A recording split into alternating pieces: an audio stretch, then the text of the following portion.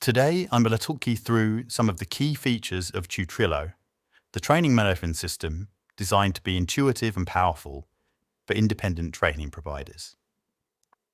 When you first log into Tutrilo, you'll be presented with this dashboard screen. The dashboard is designed to help you manage your business on a day-to-day basis. You can see that it lists your upcoming courses and it highlights any issues that might need your attention in relation to those courses. You also get your activity feed, so you can see what's been happening on the system. You can click on any one of these tags to jump into that piece of information. So you can jump into the course, a lesson, a user, a learner. Everything is clickable to make everything easily accessible and connected. The next view, course calendar, shows you a familiar calendar interface.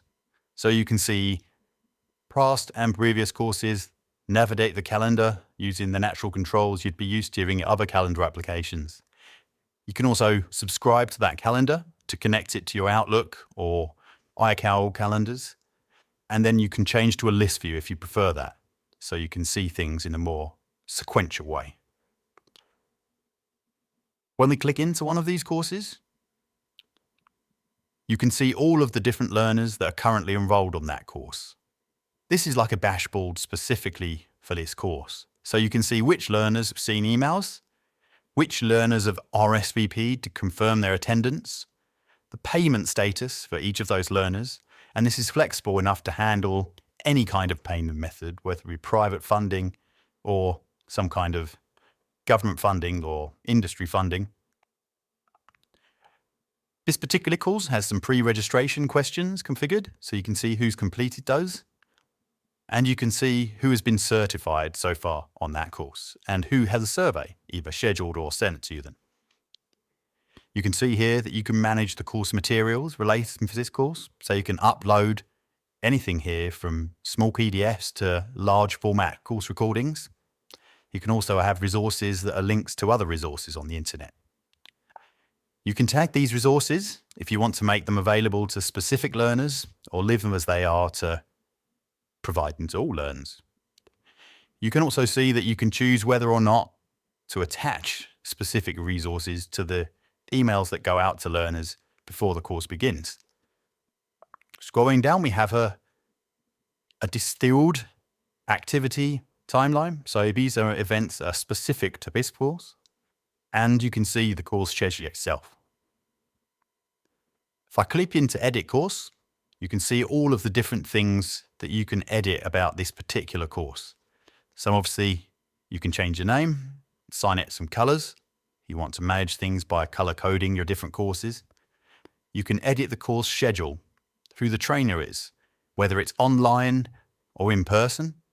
You can use our Teams or Zoom integrations to instantly create meeting links. And there are useful tools like this duplication feature. So if you've got multi-session or multi-day courses, you can simply use the interface to create those. Further down, we have information specific to the course. So these are fully editable on a course basis.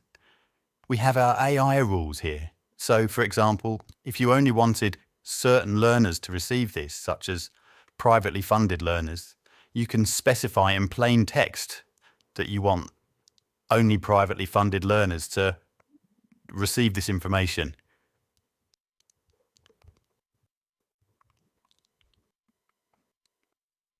The system uses AI to determine the structured rule or when we send the emails. You can also add further information sections. It is completely flexible, so you can put in here whatever you need. There's also a central repository of saved course information that you can reuse across different courses. These are accessible through the templates. Certification, you can specify what type of certification it is, whether it's the provider themselves certifying or external certification. You can provide instructions and deadlines. On each course, you have the option to request a digital signature from learners. So if you choose to make this mandatory, when the learner joins the online session, they'll be first presented with a digital signature screen where they confirm that they are attending the course and you have a cryptographically signed record of them being there. This can be particularly useful if you're using that as evidence to submit for external funding. Pre-registration terms. So some courses you want learners to specifically acknowledge certain terms. You can add those here. You can add an unlimited number of terms, and the email flow that the learner receives will request that they acknowledge these prior to commencing the course. There are some additional options here too. Collecting postal addresses and whether or not you want to make their email addresses visible to the trainer. So once you've created your course, you can enroll your learners. So you can enroll them individually, or you can use the bulk tool to upload them in bulk, either from a CSV file or by manual entry here. You can see a specific learner's record. So in this example, this particular learner hasn't confirmed their attendance. We're awaiting payment and they haven't seen the pre-registration. We can click into there to see everything about that learner. We can see how they're being funded, what their status is, whether or not that's complete. You can see their attendance record. You can customize which surveys they're receiving. And down here, you can see all of the different emails that we've sent to the letter and whether or not they've opened those emails or not. You can resend the course schedule, all the resources from here too. And similar to other views, the activities feed is distilled down so that it's just relevant to this specific learner on this specific course. Jumping back into the menus that's been here, we have some centralized points of information. So for each of your trainers, you can load their profile onto the system. You can provide each of them with their own personalized calendar subscription links. Similarly, you can see all of your learners. And if a particular learner is enrolled on multiple courses, you can see exactly what courses they're enrolled on. You can see a centralized view of the emails they've received and their activity interactive with the system. Down here, we have various personalization options. So you can customize how you want the emails to look when they're sent from your brand. You can upload your logo. You can specify the details you'd like to appear on the certificates that the system also generates, and provide various other metadata about your business that is used both in the learner, trainer, portals, and emails to learners. You can also configure survey templates. So it's quite common that different funding sources would require different surveys. You can configure them in here and then attach them to learners when you enroll them on courses. We touched on this earlier, but information templates.